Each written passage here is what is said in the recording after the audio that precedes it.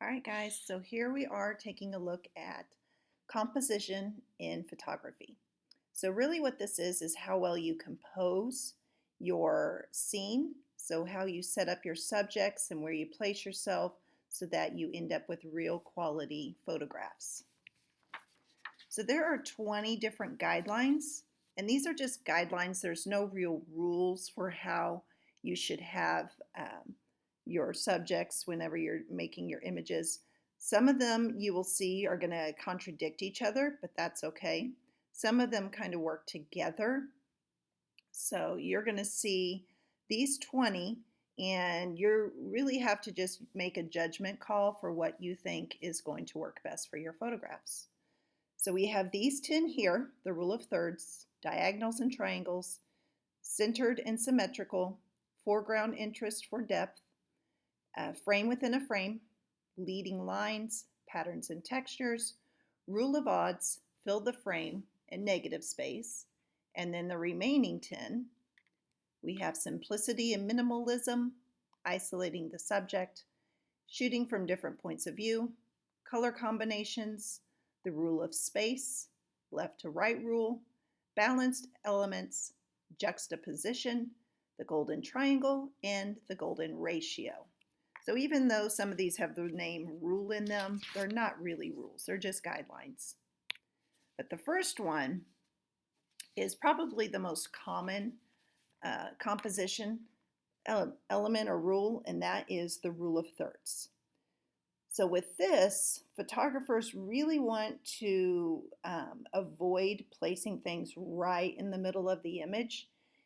You actually get a more aesthetic looking image if you are able to place your subject along these intersecting lines. So if you were to divide your screen into a 3x3 array, and where you have these lines where they cross, a lot of times photographers are going to work to put their subject where those lines intersect, where they meet up.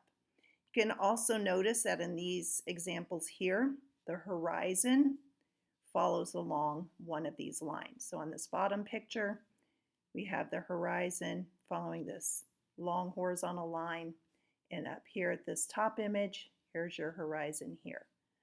So the rule of thirds is the most common rule that photographers try to abide by.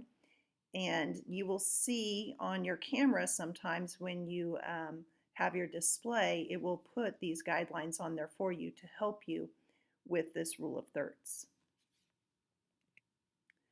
So the next one is similar to the rule of thirds, but it's instead of having linear elements to get your subject lined up against, this is trying to incorporate diagonals and triangles within your image. Sometimes you will have literal triangles. So right here in this image, this is in Dublin, and this is a bridge, and it is shaped like a harp, and it actually gives a triangular shape to it. But when the photographer took this image, you'll see that there are some implied triangles. So in this river here where it meets up, along this part of the sidewalk, and then again on this one, this area here, you can see that there are some implied triangles for this image. Down here also has some implied triangles. So the way that they were able to point the camera to come at this angle gave us 3 triangles here, and then you have the main part of the focus of the image. It also makes a triangular shape. So when you end up trying to get your images with these diagonals and triangles, what it ends up giving you is this dynamic tension to your images. So it gives it a little bit more feeling for the viewer. Sometimes though, you do want things to be centered, or you do want to create this balance and symmetry with it. So with this image here, you can see that they have the focus right there in the center. It's perfectly symmetrical on both sides.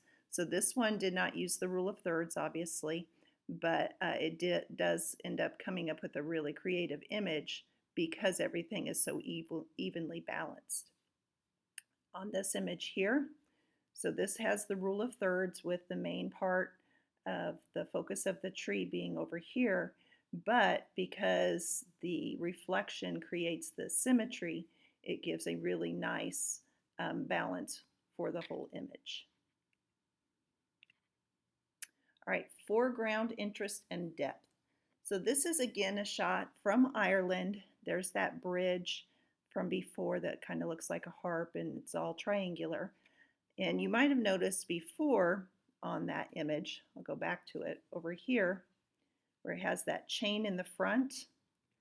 So if you include stuff in the foreground, the things that are up close to your image, that really helps draw the eye so that those things are in the background get more depth to them.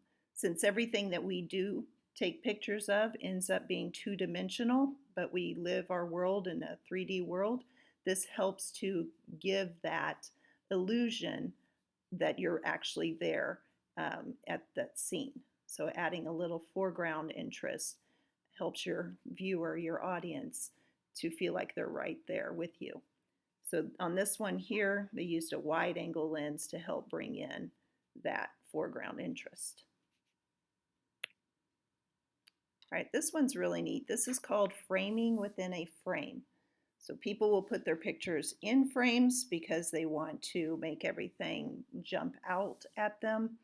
And this is using natural elements to create a frame.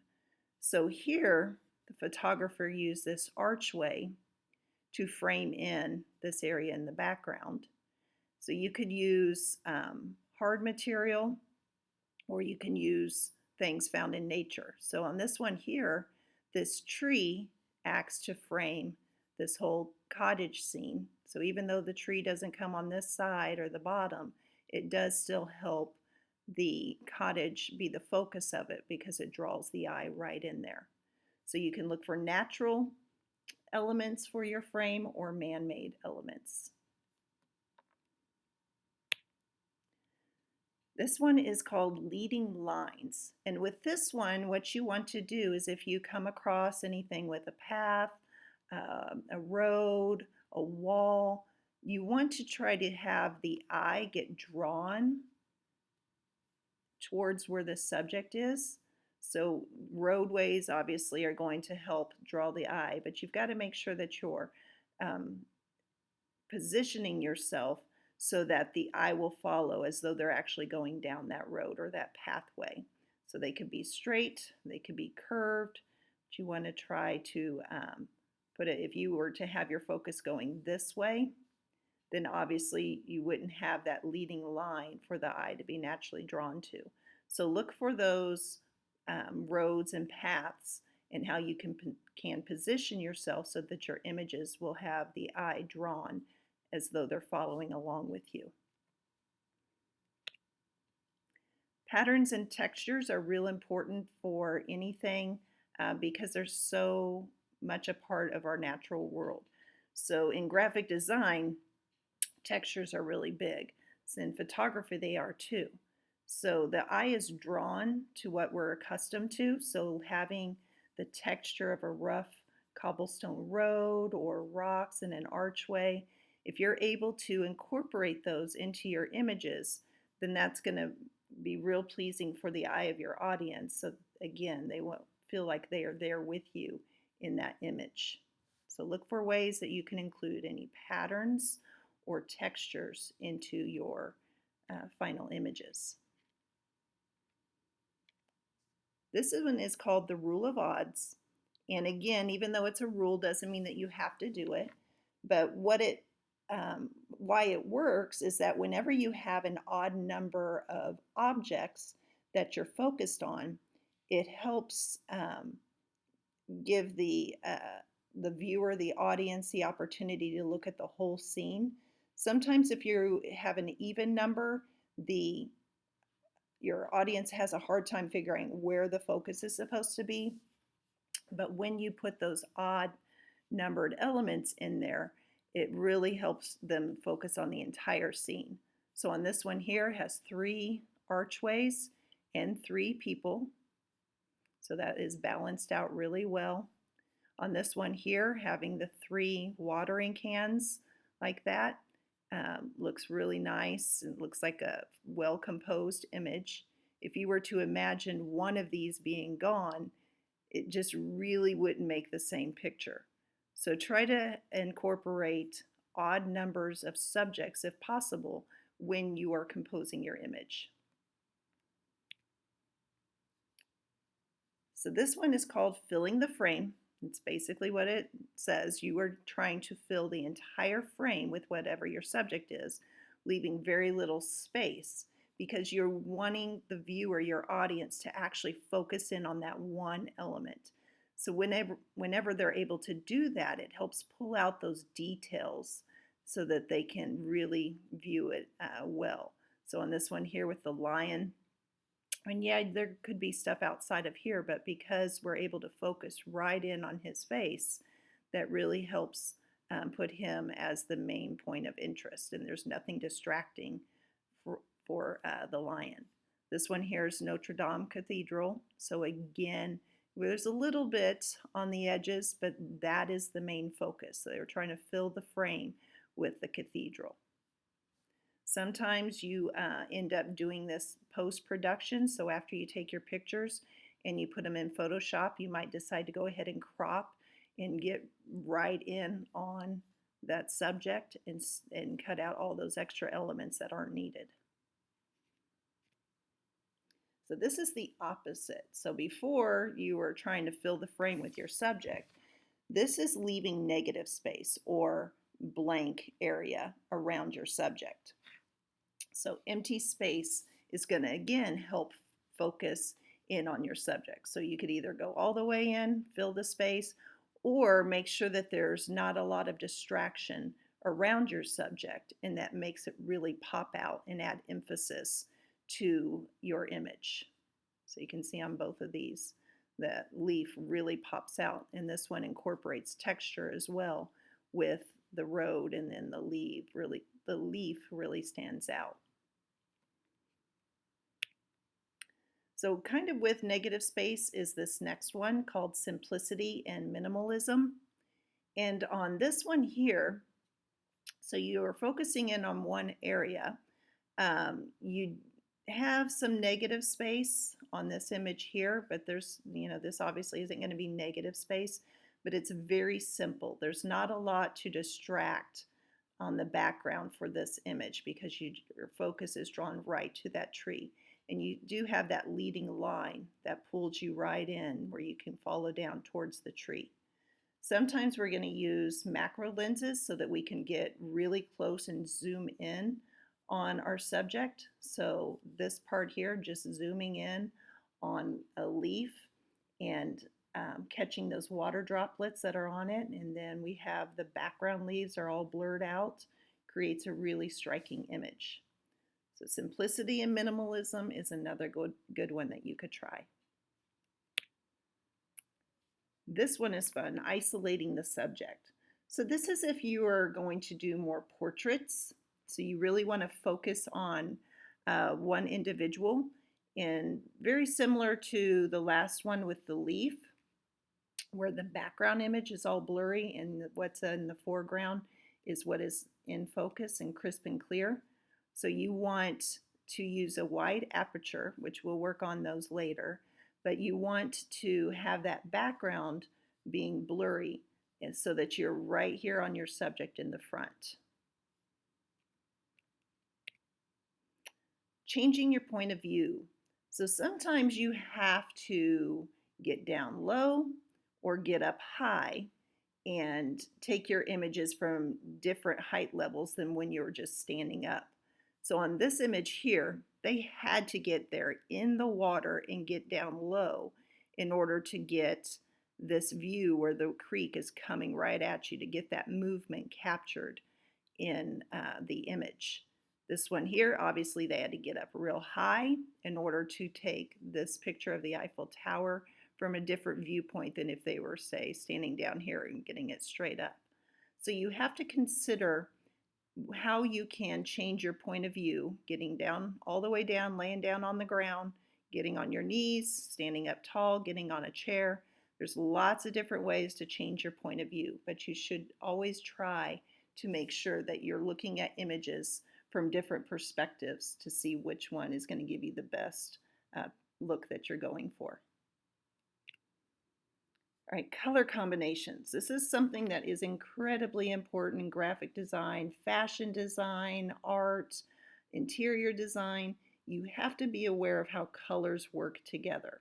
Because we have so many colors in our natural world, and from all of your art classes, you should know about complementary colors. So on the color wheel, those colors that are opposite from each other, those are complementary colors. They go along well together. So you either have the colors that are beside each other go along well, or the ones that are across from each other. So if you can find these naturally in your scenes, it's going to really make your images pop. So here's two examples here. So we've got this orangish red with the nice blue background, works well together. And then this one here, we've got this pop of green and reds in the back, works well with the blue as well. All right, next one, the rule of space. So with this one is more about if you're taking pictures of anything that's moving. So in order to help you get the feeling of movement in your image for your audience, you want to help them see where your object is moving to. So for example, on this one with the boat, you can, because we have all of this space in front that the photographer put in, you get the idea that this boat is moving forward, and it helps draw your eye. So it's kind of along with the leading lines of helping to lead the eye of your audience to where that boat is going to be going to. On this one here with people, notice that this person is facing this way, and because of the way he's facing, our eye gets drawn to this area over here so that we're able to see these people in the street dancing along, and we kind of miss this guy here because we're looking towards where his head is pointing. So if you were taking it from another position, oops, sorry, try to go back. If you were taking the image from another position, you would miss this area here, which is a lot of interest for your audience. So keep in mind when you're taking your pictures, if you are doing something with movement, trying to leave some space around for your audience to imagine what's going on in that area, or if anything's moving towards that area, that they can get that image into their brain. So along with the movement and the rule of space, the left to right rule kind of plays together with it. Since we in our culture read from left to right, images are generally taken with people moving from left to right. So we can kind of focus and see where they're going to be moving naturally. So anytime you're trying to take an image of somebody walking or road, try to keep that in mind, that people like to have their eye naturally go from the left to right motion. All right, this one is called balancing elements. So we looked at the rule of thirds, which was really making sure that everything was lined up in that grid work.